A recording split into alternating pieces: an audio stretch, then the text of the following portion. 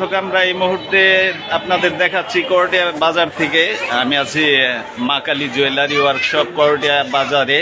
দর্শক, আমরা ঘটনাস্থলে আছি, যে জায়গায় বিপ্লব কর্মকারকে বোমা মেরে আহত করা হয়েছে, খুবই আহত করা হয়েছে এবং প্রায় 50-60 লক্ষ টাকা নগদ টাকা এবং স্বর্ণালঙ্কার নেওয়া হয়েছে। স্পটটি আপনাদের দেখাচ্ছি। এখানে যে দুর্গাপূজা হয়, দুর্গাপূজার ঠিক সামনে রাস্তার পাশে, দুর্গাপূজা থেকে যে দক্ষিণে যে রাস্তাটা গেছে, এই রাস্তায় যাওয়ার পথেই ঘটনা হয়। আমরা ঘটনাস্থলে আসছি। এইখানেই ঠিক বোমা বিস্ফোরণ ঘটিয়ে বিপ্লবকে আহত করা হয়। বোমা বিস্ফোরণের পর বারবার ধারালো অস্ত্র দিয়ে কোপানো হয়। কোপানোর পর তারপর বিপ্লবের কাছে থাকা স্বর্ণালঙ্কার এবং নগদ টাকাগুলো নিয়ে দুর্বৃত্তরা পালায়।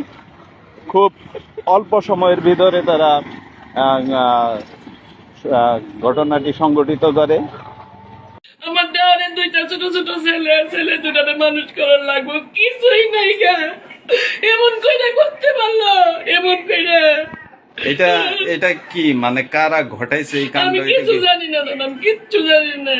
হঠাৎ করে বলে দোকান থেকে আসতেছে ব্যাগ নিয়ে, মানুষের মুখে শুনলাম এই জিনিসটা বলে কারাকারি করছে। যাই হোক, আমি দেখি নাই, নিজের চোখে কিছুই দেখি নাই। আপনারা কোনো আইনগত ব্যবস্থা নিছেন? না, কিছু করি না। এখন এত ব্যস্ত হয়ে দৌড়াদৌড়ি পারতেছে হাসপাতালে। কি অবস্থা, দুইটা হাতের কিচ্ছু নাই।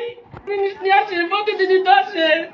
হঠাৎ করে আমার শরীরে এমনি করে মারতে পারলো না।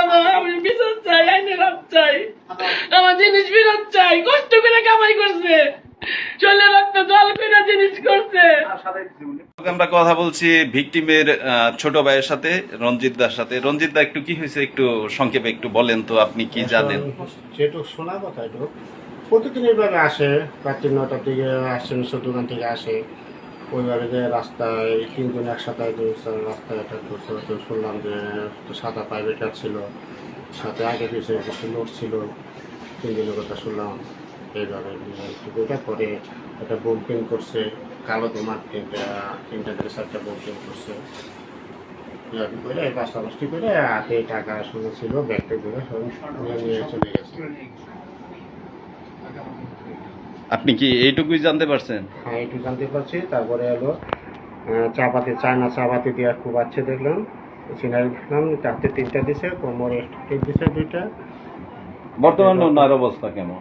এখন বর্তমানে অবস্থায় একটু জ্ঞান আছে, ঠিক আছে, কিন্তু একটা অপারেশন করছে, আর একটা অপারেশন পরে হবে। দর্শক, আমরা কথা বলছি ভিকটিমের বিআই সুমন সূত্রধর দাদার সাথে। দাদা, একটু আমাদের বলেন, একটু ছোট করে বলেন যে কি হয়েছে, আপনি কতটুকু জানেন? গতকাল 9টা-9:15 সময় আমরা জানতে পারলাম মোবাইলের মাধ্যমে যে আমার বিআই বিপ্লব কর্মকারকে রাস্তায় পথে, রাস্তায় বাড়ি আসার পথে রাস্তায় তাকে আক্রান্ত করে এবং তার কাছ থেকে নগদ টাকা এবং স্বর্ণালঙ্কার সহ লুট করে নেয় এবং তাকে চাপাতির মাধ্যমে কুবাইয়ে আহত অবস্থায়, মুমূর্ষু অবস্থায় ফেলে রেখে চলে যায়। তারা প্রাইভেট কার ব্যবহার করে এবং এজন্য এলাকাবাসী এবং প্রশাসনের কাছে আমার দূর দাবি যেন এর সঠিক বিষয় তদন্তের মাধ্যমে বিচার এবং জিনিসপত্র পুনরুদ্ধার করতে পারলে আমরা আমাদের প্রতি কৃতজ্ঞ থাকব। দর্শক, কথা বলছি বিপ্লব কর্মকারের বড় মেয়ের সাথে। কি নাম আপনার? আমার নাম পুতুল কর্মকার। আচ্ছা, পুতুল, আপনি একটু বলেন তো, মানে কি বিপ্লবদার সাথে কি হয়েছে, কি জানেন আমার বাবা আপনি? প্রতিদিনই রাত 9টার দিকে আসে, 10টার দিকে আসে, কিন্তু কালকে রাত 9টার দিকে আসার সময় দেখে আমার বাবার জিনিসপত্র নিয়ে তাকে কুবাইছে। আমি আমার বাবার সুষ্ঠু বিচার চাই। দর্শক, আমরা কথা বলছি জাদিদ ভাইয়ের সাথে। সকাল সন্ধ্যা পরিবহন মালিক, গাড়ির যে মালিক জাদিদ ভাই, করটিয়া ইউনিয়নের বিশিষ্ট সমাজসেবক জাদিদ ভাইয়ের সাথে কথা বলছি। জাদিদ ভাই, একটু জানাবেন কি আমাদের যে কি হয়েছিল বিষয়টা? আসলে গতকালকে যখন আমরা আমাদের রাজনৈতিক কর্মকাণ্ড ছিল, ওই কর্মকাণ্ড শেষ করে আমরা মসজিদ রোডে আলোচনা করতেছিলাম, তখন প্রায় 9:15 বাজে। ঠিক সেই মুহূর্তে আমরা শুনতে পারলাম যে মা কালী জুয়েলার্সের ওনার বিপ্লব কর্মকার, উনি সন্ত্রাসীদের হাতে আক্রান্ত হয়ে বাড়ি যাবার সময় দুর্গা মন্দিরের সামনে তার কাছ থেকে তার দোকানের থাকা যে স্বর্ণ অলঙ্কার, প্রায় নগদ অর্থ সহ প্রায় 50 থেকে 60 লক্ষ টাকার জিনিস তার সঙ্গে ছিল, সেই জিনিসগুলো সন্ত্রাসীরা তাকে আহত করে সেই জিনিসগুলো নিয়ে যায়। পরবর্তীতে বিপ্লবকে টাঙ্গাইল জেলা হাসপাতালে, সদর হাসপাতালে নেওয়া হয়। টাঙ্গাইলের কর্তব্যরত ডাক্তার তাকে ঢাকায় রেফার করেন উন্নত চিকিৎসার জন্য। এখন বর্তমানে ল্যাবেটে আছেন সংজ্ঞাহীন অবস্থায়। তার একটা অপারেশন অলরেডি হয়ে গেছে, আরেকটা অপারেশন বিকেলে হবে আমরা শুনতে পেরেছি ওর বড় ভাই গোবিন্দর মাধ্যমে। আমাদের যে টাঙ্গাইলের যে মামাটি মানুষের নেতা সুলতান সালাউদ্দিন টুকু সাহেব, আমরা তাকে অবগত করেছি, উনি ঢাকায় আছেন। উনি আজকে বিকেলেই যে কোনো একটা সময় এই পরিবারের সঙ্গে দেখা করবেন এবং উনি ল্যাবেটে গিয়ে বিপ্লবের আত্মীয় স্বজন যারা আছেন তাদের সাথে দেখা করবেন এবং তার সুন্দর চিকিৎসার জন্য খোঁজ খবর নেবেন, তার যেন উন্নত চিকিৎসা হয় সেটার জন্য সে চেষ্টা করবেন।